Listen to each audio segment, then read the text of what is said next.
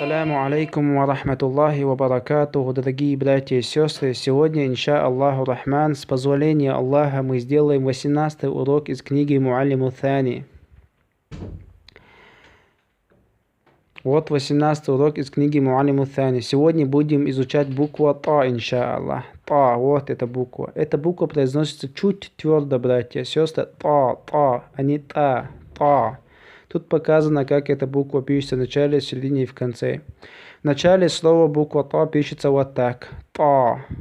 В середине слова эта буква пишется вот так. С каслой читается ты. И в конце слова пишется вот так. Дома читается ту. Теперь слова, инша Аллах. Та, ты, ту. Теперь слова прочитаем, инша Аллах. Это у нас тай. Тай. Не тай, а тай, братья. Тай. Это у нас шатта. Батта. Катта. Факат. Ватан. طلب. طرف. نطرف. طهر. طفل. مطر.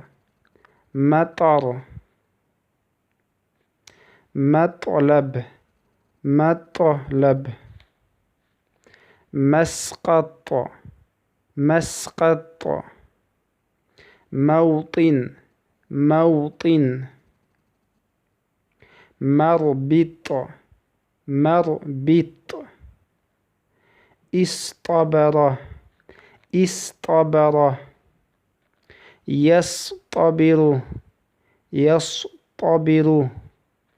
استوطن.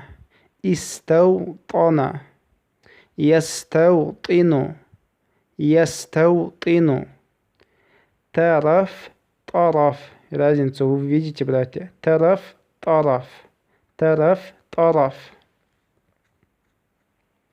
Сабту. В первом слове та, в втором слове та. Сабту. Мустатир.